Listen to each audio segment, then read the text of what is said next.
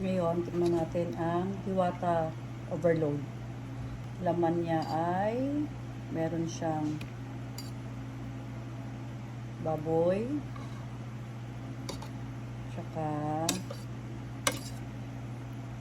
merong yan, laman loob. Chicharon, bulaklak.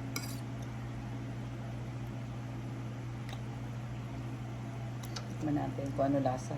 Tignan natin, masarap.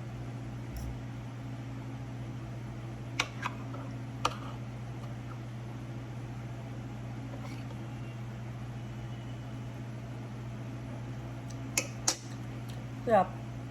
Okay lasa.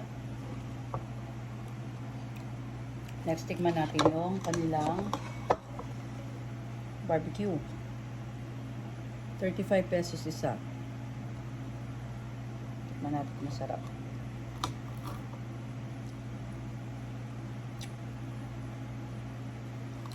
Masarap. Masarap din.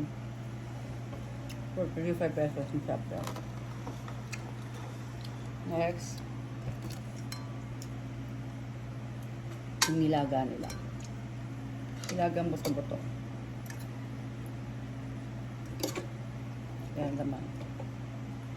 Yan. Buto-buto. Tikman natin kung ano lasa. Ito masarap. Lambot. Malambot siya. Ito lang. Sarap din. Lahat masarap. Sarap naman siya. Pinaka-problem lang na pumunta kami doon, yung parking. Grabe. Magulo. May nakaway pa nga ako eh. Gulo ng parking. Yun lang. Ayusin nyo lang yung parking nyo para hindi nagkakagalo tulad nun.